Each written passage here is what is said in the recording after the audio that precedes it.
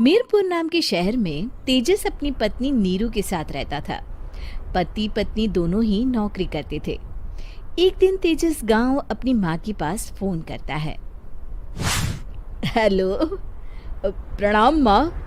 जीते रहो माँ, तुम दादी बनने वाली हो हैं? अरे वाह, ठीक है बेटा, मैं कल ही आती हूँ। जब माँ जी शहर पहुंची तो बेटे बहू ने बहुत अच्छे से स्वागत किया। लीजिए माँ जी, चाय। अरे गर्मा गर्म पकोड़े ले आओ माँ के लिए।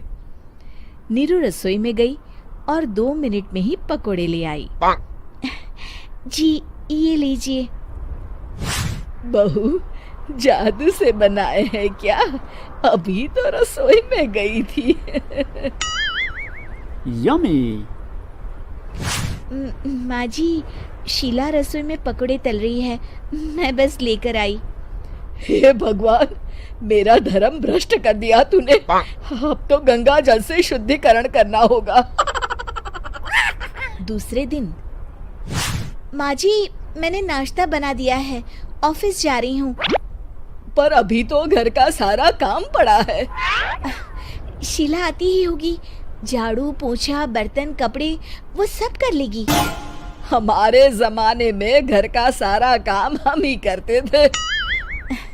जी माँ जी, आप बहुत होशियार हैं, मैं घर ऑफिस दोनों नहीं संभाल पाती।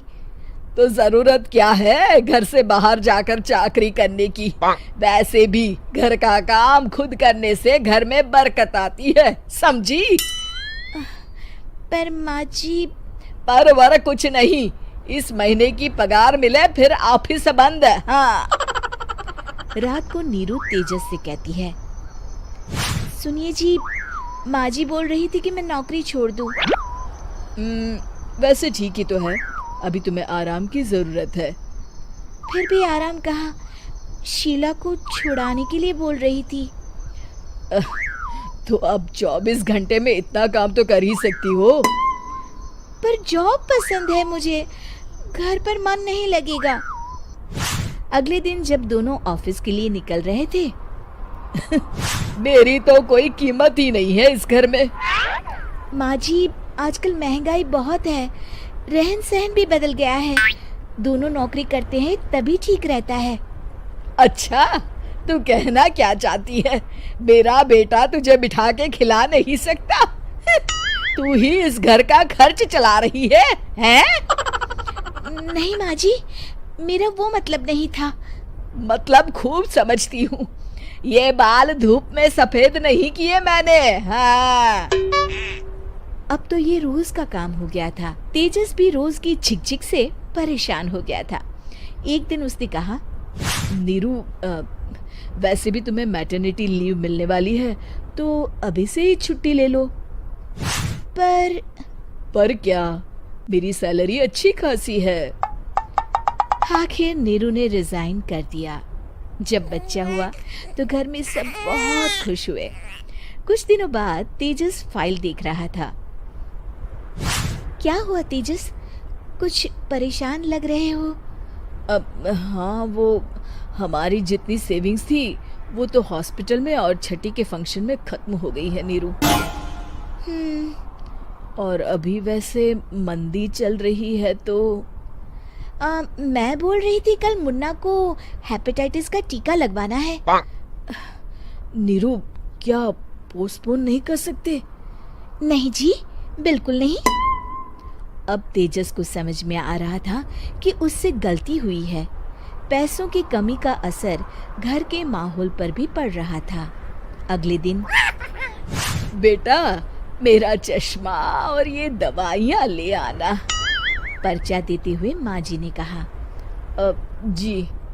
तेजस, मुन्ना के लिए दूध का डिब्बा और डायपर भी ले आना, और ये किराने के सामान की लिस्ट है, इसे भी लाना है। तेजस गुस्से में लिस्ट मरोड़कर फेंकता है और चिल्लाता है, पैसे क्या पेड़ पर उगते हैं? ये ले आना, वो ले आना। अरे पर ये जरूरत का सामान ही है। वो गुस्से में बिना कुछ कहे ऑफिस चला गया। अरे लंच तो ले जाइए। नीरू दौड़कर डिब्बा पकड़ाती है एक दिन खाना खाने के बाद, नीरू, अब तो मुन्ना कुछ बड़ा हो गया, तो अब तुम वापस ज्वाइन कर लो ना जॉब। पर इस रिसेशन में जॉब मिलना बहुत मुश्किल है। ट्राई तो करो।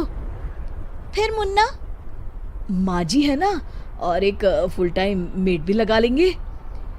पर माँ जी, उन्हें तो पसंद नहीं।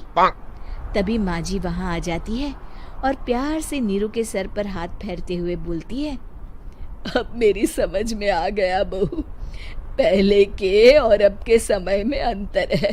तुम काम शुरू करो, मुन्ना की जिम्मेदारी मेरी।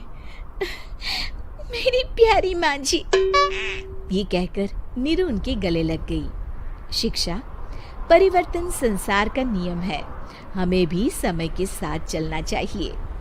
उम्मीद है कि आपको हमारी ये कहानी पसंद आई होगी।